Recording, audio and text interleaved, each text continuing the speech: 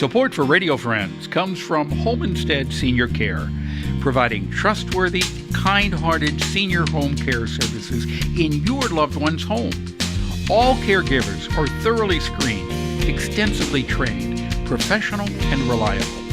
Homestead is all about providing the highest quality home care service to fit you and your family's needs. Plus, if you would be interested in becoming a caregiver, they offer great part-time positions. Give them a call at 573-442-4333 or check it out at homestead.com.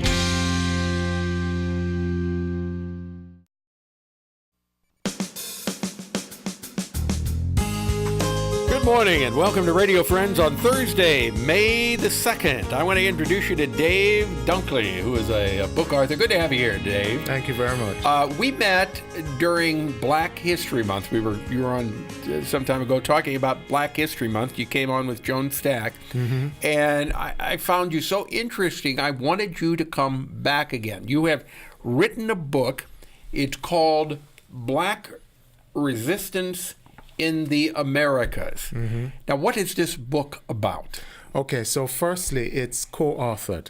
So I did it along with Stephanie Shonicon and with the help of several other academics and graduate students. Okay. That was one of my main objectives, to also get the voices of early stage scholars and graduate students out there who are writing about black resistance in the Americas. Now, the term black resistance basically refers to the ongoing efforts of black people to liberate themselves from all the different types of social injustices and constrictions that exist in the Western Hemisphere. So we start with slavery, which was pretty much the obvious one, and there are a couple of chapters on slave resistance during slavery. Then we go into the late 19th century and early 20th century and discuss resistance against Jim Crow and segregation and the decolonization process in the Caribbean, as well as we look at the efforts to challenge the efforts to challenge white supremacy in areas like Brazil in South America. And of course, there are chapters that take us into the present day. There's the final chapter is actually on the election in 2016. So, as far as a whole, now, when you look back from the beginning of the book, is progress being made at a faster pace or a slower pace now? What kind of progress are you talking about? I'm saying progress to the for resistance of black people. I think so. I think that there have been marked achievements because of that have come out of the black freedom struggle. The first one is the abolition of slavery. Much of it was due to the resistance of the enslaved people, which inspired even the abolitionist movements, which then petitioned parliaments, Congress, and so on to get slavery, the abolition of slavery on the books.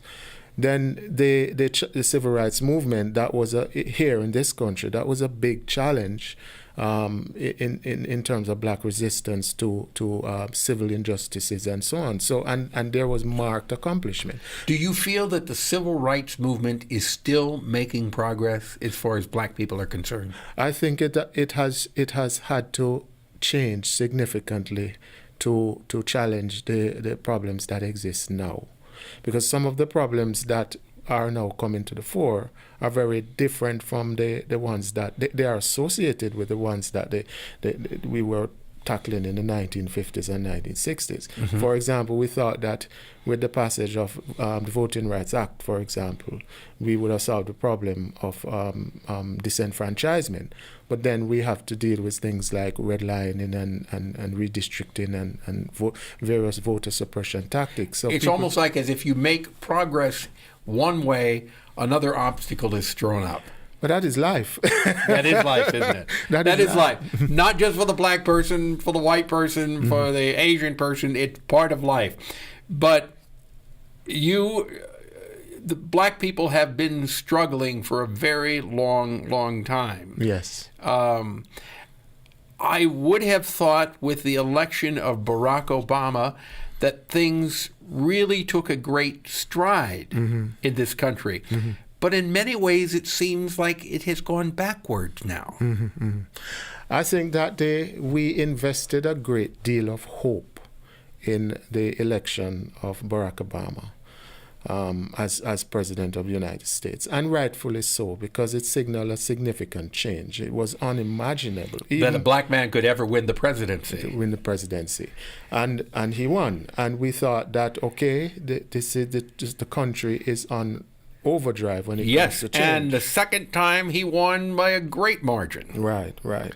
But in all victories, you're going to have setbacks. It's like the Olympic runner who wins gold one year and comes back and wins silver the other year, and has to sort of go back and retrain, and so that he can come back the following year and win again. So I think that what has happened since the Barack Obama era has signaled to us that we should not rest where the strides for progress are concerned. We still have much work to do. Right. And that's how I read it. Okay. In the book, Black Resistance in Americas, what are people going to come away with when they finish this book? I think, first of all, they're going to come away with more knowledge, historical knowledge, of how important the black freedom struggle has been to the development of Western society. So in the United States, in Canada, in Latin America, and the Caribbean, that theme of resistance has been critical to the social change over several centuries.